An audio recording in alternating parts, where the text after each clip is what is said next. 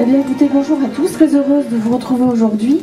Et nous allons parler entre philosophes. Alors moi je suis ravie bien entendu d'accueillir Pierre Lecoz pour aborder aujourd'hui la question des émotions.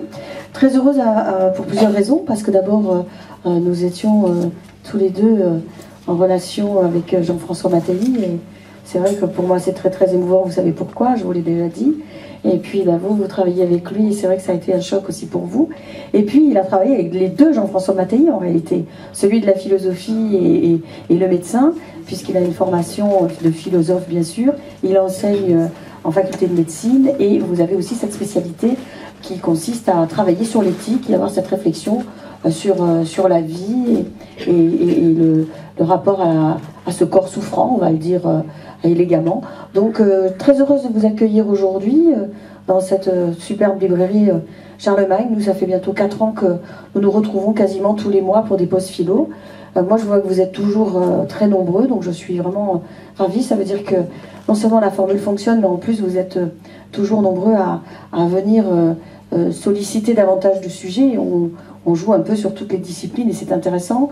Il y a un mois et demi à peu près, nous avons failli mettre des gants de boxe parce que nous parlions des carnets noirs d'Heidegger et c'était quand même assez musclé. Aujourd'hui, ça sera un peu plus relax, à moins que, on ne sait pas, si on ne maîtrise pas nos émotions, on risque d'avoir peut-être des débordements, je ne sais pas, on va essayer de se contrôler en tout cas. Et aujourd'hui, on va parler donc de ces émotions et du gouvernement des émotions. Alors, bien entendu, à l'issue de cette discussion en premier que nous aurons tous les deux, vous pourrez vous poser vos questions, bien sûr. Et puis, si vous le souhaitez, il y aura la possibilité aussi de dédicace des ouvrages.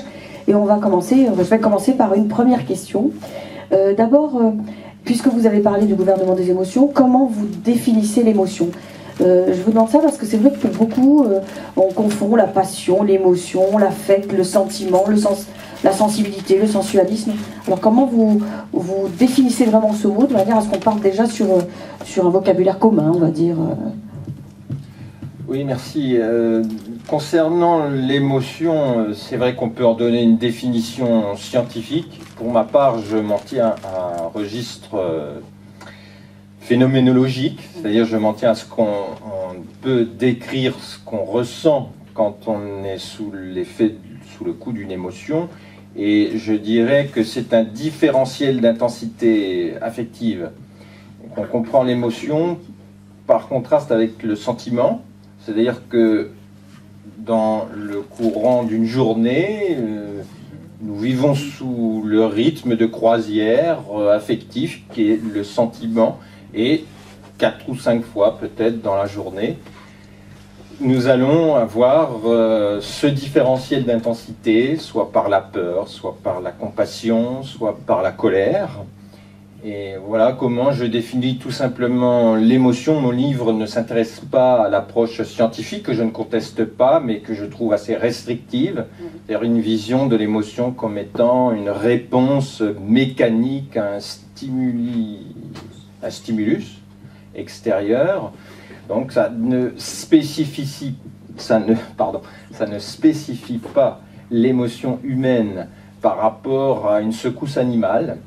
Et c'est une des raisons aussi pour lesquelles j'ai écrit ce livre, c'est que je suis à la recherche d'une émotion humaine, car j'ai le sentiment qu'aujourd'hui l'émotion est un peu réduite à une secousse bestiale, une série de pics d'intensité un peu brutes et pour lesquels voilà, on doit s'interroger parce que tout cela se détache sur fond de ce que certains appellent la technosphère, c'est-à-dire une société technologique qui favorise l'excitation des émotions, parce que la lumière des écrans va capter notre attention et déclencher des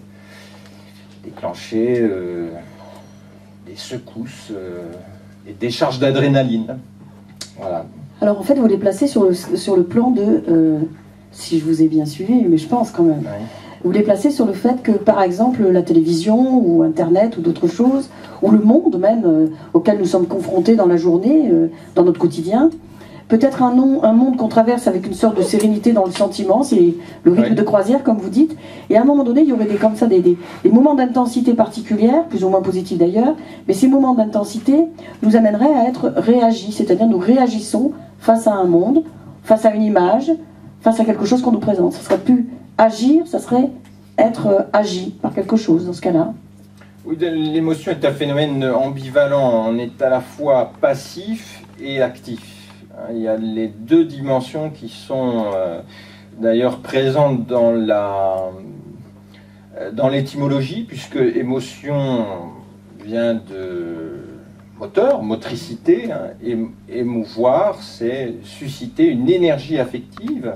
Et donc c'est une expérience de vie en même temps, l'émotion, c'est une relation intérieure à la vie. Et j'essaie de retrouver justement cet élément de convocation intérieure, et peut-être que j'en parlerai tout à l'heure, mais j'aborde l'émotion aussi sous un angle éthique, puisque c'est ma spécialité, et je considère que l'émotion c'est un rapport à des valeurs. Alors, on va donc investir l'émotion, bien entendu, par ces valeurs dont nous parlerons tout à l'heure, mais pour commencer, est-ce qu'on pourrait aborder l'idée aussi que finalement c'est un peu normal, enfin il me semble, ou alors je suis peut-être bestial, vous allez me le dire, qu'en tant qu'humain, on ait envie et par moments de se sentir vivre, donc avoir une sorte d'accélération comme ça, émotionnelle, ça nous donne peut-être l'impression d'être plus présent au monde, plus attentif, même si parfois ça nous amène à une sorte de fébrilité, il faut quand même le reconnaître, mais c'est quand même mieux que la comédie ordinaire, vous ne croyez pas, non, tomber amoureux... Ouais, non, bon. oui, vous voyez où je veux en venir. Voilà. Oui, alors les hommes ne se sont jamais contentés de vivre dans la tiédeur des sentiments, il leur faut... Les femmes aussi, rassurez-moi. Ah oui, j'embrasse les femmes. Hein, oui. Je parle des êtres humains d'une manière générale, et il est vrai qu'en effet, nous ressentons le besoin d'avoir ces expériences d'intensité affective pour réveiller en nous l'attachement à certaines valeurs, pour défendre nos engagements, ce à quoi nous vivons, ce à quoi nous tenons. Je donne l'exemple de la colère qui généralement évidemment est une irritation, une exaspération qui n'a pas de sens, qui témoigne d'une blessure d'amour-propre. Mais parfois la colère aussi est chargée de signification. Si quelqu'un est humilié en public, je ressens une colère, et cette colère a une coloration morale, c'est une indignation qui me rappelle que je suis attaché à une valeur qui est l'égale dignité des personnes. Donc on pourrait presque parler d'une sorte... alors il y avait un terme qui était la contagion affective, mais là on ne parle pas de contagion, c'est peut-être le fait d'éprouver par une sorte d'empathie, on va dire, pour celui qui est victime de l'humiliation, comme vous venez de le dire, un sentiment presque de soutien. Ce serait un soutien pour vous dans ces cas-là, que de manifester votre colère également.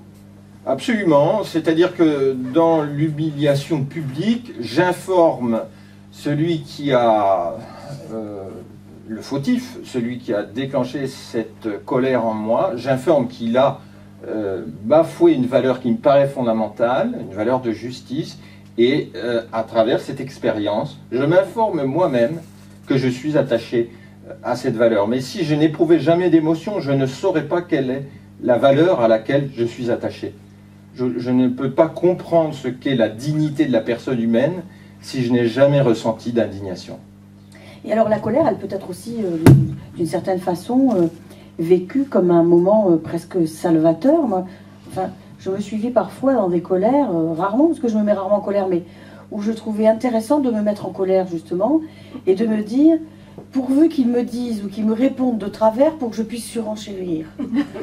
C'est pervers, ça peut-être, hein, je ne sais pas, vous allez me le dire, mais parce que s'il ne me répond pas, ça va faire un flop, et je ne vais pas pouvoir m'énerver davantage. Mais alors voilà, là, je ne suis pas sage, moi. Non, là, vous êtes dans la manipulation. Ah oui, j'ai tous les défauts.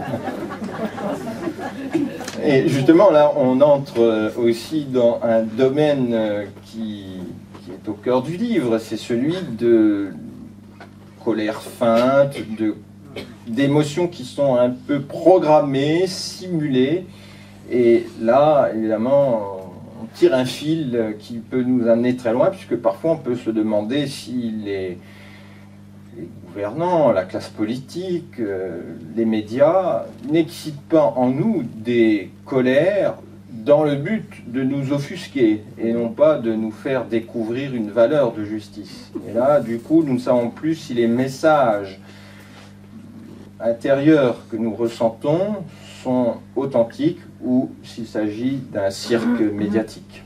Est-ce qu'il n'y a pas aussi la multiplication de l'information qui devient un problème? Parce que moi, je ne sais pas vous, mais moi j'ai un problème absolument abominable. Alors, BFM Télé, un exemple, alors ils ont jamais rien à raconter, ça dure des heures, on a des spécialistes qui sont spécialistes de on ne sait pas quoi, mais en tout cas ils sont là.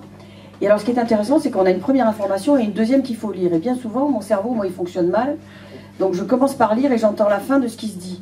Donc j'ai deux informations qui se percutent, on va dire.